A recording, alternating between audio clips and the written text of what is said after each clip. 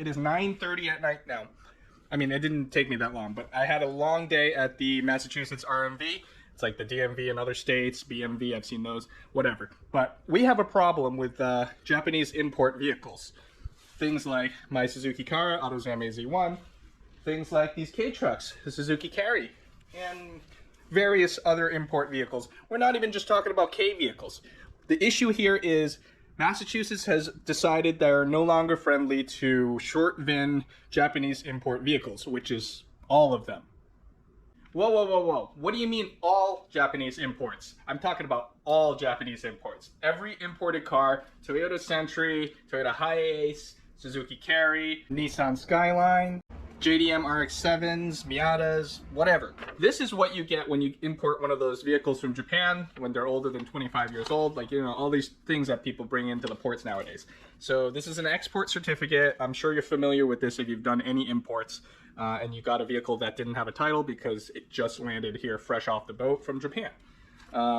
This has all the information for the vehicle, the prior owner. This is like the title document that you would use as like proof of prior registration, ownership, whatever your state wants to call it. So there is a VIN number on here. They call it serial number, same thing. But what you get here is a string of 11 characters, and that is not 17 characters that we are used to having in the United States. I don't know exactly how it works. I think Europe is in the 17 digit. I'm not sure where they did it. Once upon a time, I think pre-1981, in the US, VIN numbers were also not of a full 17 digit. I'm not exactly sure what's going on here yet. I'm still trying to figure out the exact things because nobody can tell me exactly what they're talking about, because every time I get to an answer, it's different on a printed document if I am actually able to get one versus what comes out of their mouth verbally. The end result becomes these vehicles that are imported with a short 11-digit VIN that don't have the full VIN are claimed to not meet the NHTSA's FMVSS, Federal Motor Vehicle Safety Standards, that they don't meet these standards, so therefore they are ineligible to be registered to be operated on Massachusetts roads. I went to 2 different RMV branches. I spoke with somebody that had issues getting theirs registered at a different RMV. I forget exactly which one, but it's different than Braintree, Springfield. Those are the ones I went to. And they had problems registering it, saying the same thing. It does not meet the safety standards. People have been doing this for a very long time. I don't know when people started bringing things in, but, you know, the 25-year rule, the federal rule, has been around for a long time in Massachusetts. You know, it's very simple. On their website, they ask you for a bill of sale, like the chain of ownership, previous registration, and the proper CBP, like customs paperwork. There's like 2 different ones you could choose from. And, of course, if it's not in English, you translate it. That's all you needed. And you pay the fees just like every other car, and you have a registered vehicle with a new title from Massachusetts and everything.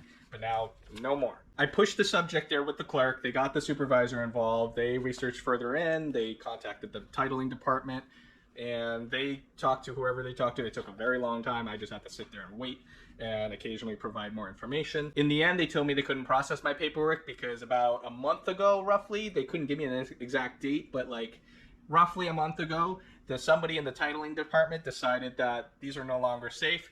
These should not be registered and operated on our roads. So what they're saying is anyone that was issued a registration, title, whatever, within that certain time span for sure will be revoked and canceled and refunded.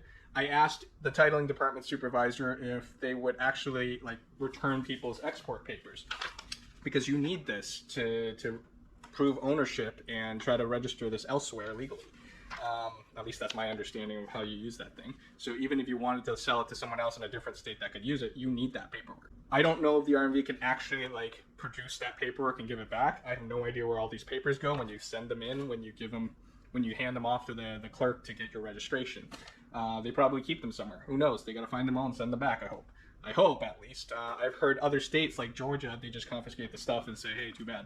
So we're going to find out, I guess. I pushed the subject further. They told me they couldn't do any more things at the branch for me, so they gave me the titling department's phone number. I contacted them. I called. Now, here's the funny thing. The first woman I spoke with on the line, she had no idea. I was just like, hey, I was at the RMV. I was turned away because allegedly the title department doesn't do this anymore. And she was like, oh, really? I didn't know that. Let me look into it. So she looked into it, and like, that's strange. We do this all the time. And then she got in contact with her supervisor, and this is the supervisor I spoke with, And he clarified with her, yeah, this is new. They don't do this anymore. Blah blah blah blah blah. It's coming from the legal department. So I don't know if there is like a legal department for the titling thing or legal department as in like the entire Massachusetts state.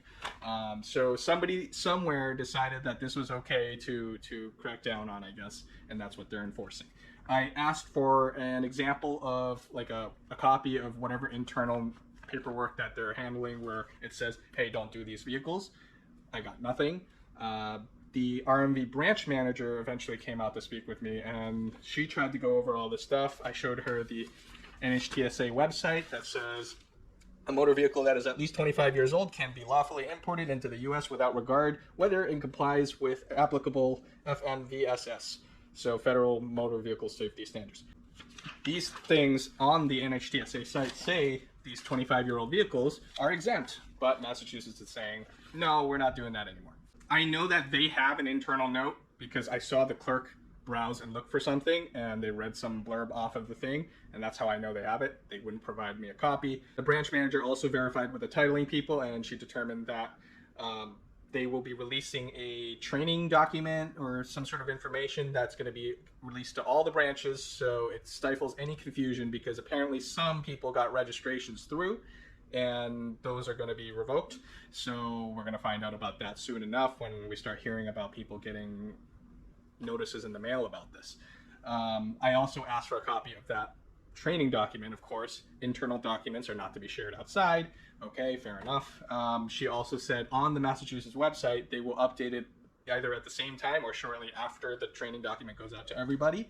So we will see for ourselves whatever they've declared on the Massachusetts RMV website when it gets to this point in roughly a week or so. Probably towards the end of June because we're in the middle of June right now. So what could we do about this? I'm currently just bringing this to your attention. I'm just at like the digestion phase of figuring out what we're going to do here because this is going to affect me a lot because I just purchased a whole bunch of stuff recently that's on the boat and it's coming here.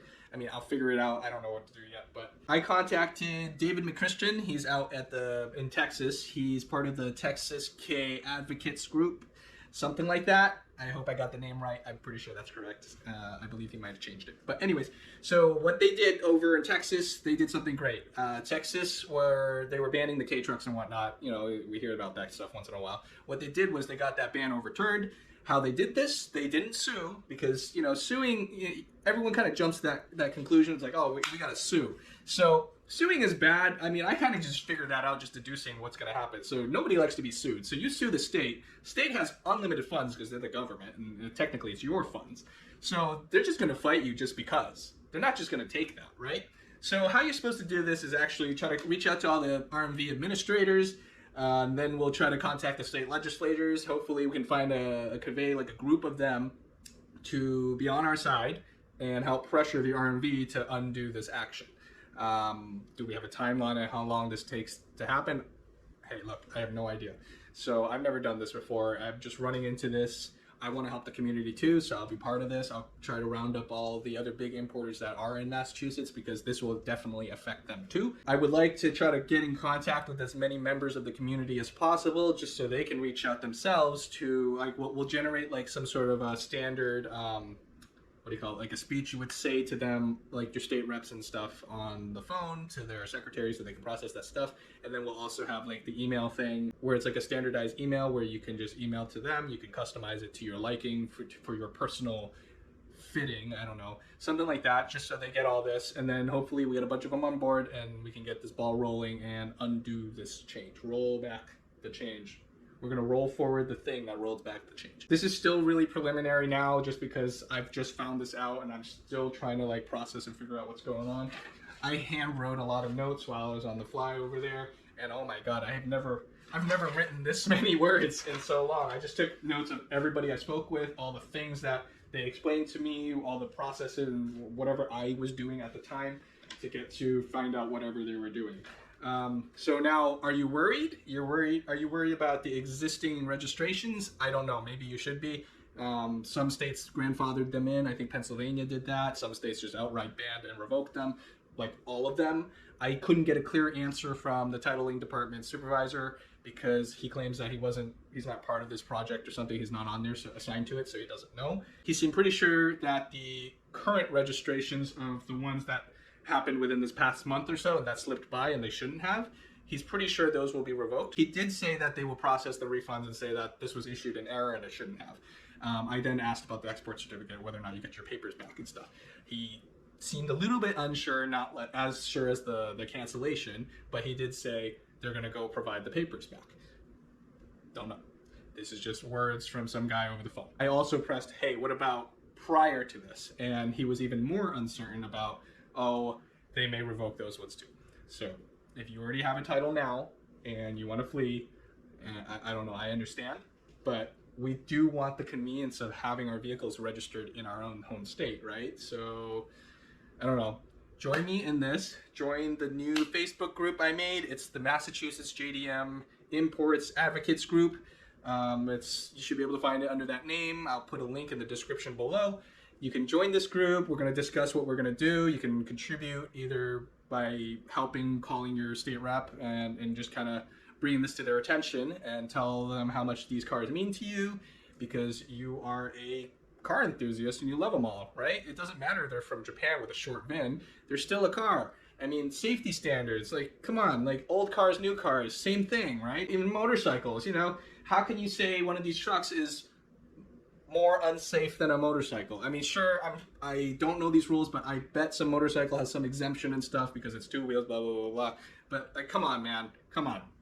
It's a car, you're paying for it, you're gonna drive it. Who the hell cares? Why am we told that we cannot have these things? So that's enough ranting for now. I may have missed something just because it's late. My brain's fried from all this. Subscribe for more updates on this situation with Massachusetts and JDM Imports. This is all JDM Imports, short VIN. This is the target that they told me. Many people have told me at different levels of this thing. That is the target. Short VIN JDM Imports. Does this affect other JDM cars with short VINs from other states that have other states' titles? Can we buy and register those in Massachusetts as is, just because it's not an export certificate? It seems like they're bound up on the export certificate. I don't know why, but I don't know. We got to find out. I want to wait like a period, maybe like 2 weeks for the whatever they're doing at the RMV to settle in, and then I want to find out if someone has registered any of these things from a different state, like something that they bought from somewhere else, because I guess that's kind of like a test to figure out what the RMV is truly after. I mean, I think we know what they're after, but how far are they taking it? We don't really know. Maybe we'll see when they post it on their website.